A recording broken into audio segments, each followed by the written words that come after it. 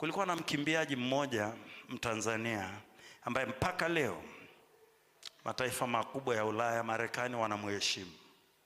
Huyu mtu alikuwa anatokea kule mkoa wa Manyara ambako leo ni mkoa uliotengwa kutokea mkoa wa Arusha, na alikuwa anatokea na kabila la Wairaq, wengine mkiwaita Wambulu.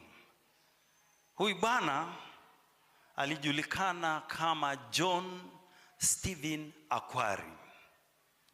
John Stephen Akwari alikuwa amekwenda Mexico City mwaka 1968 kama mkimbiaji wa hizi mbio ndefu zinazoitwa marathon. Na bahati mbaya ilikuwa hivi, mazoezi alifanyia Dar es Salaam ambako ni pwani, lakini Mexico City ni nyanda za juu. Kwa hivyo tayari kulikuwa na changamoto ya hali ya hewa na hali ya nchi, miundo nchi na maana hali ya nchi.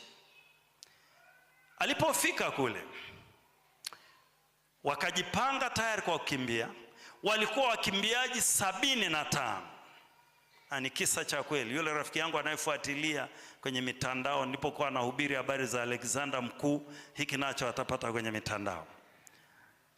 75 wakaanza kukimbia. Kimbia. Amefika tu kilomita 19 kati ya 42. Walitakiwa akimbie kilomita 42, lakini alipomaliza 19 akajikwaa, na alijikwaa vibaya. Nadhani aligonga jiwe kiasi goti likaumia sana, na damu ikaanza kuvuja.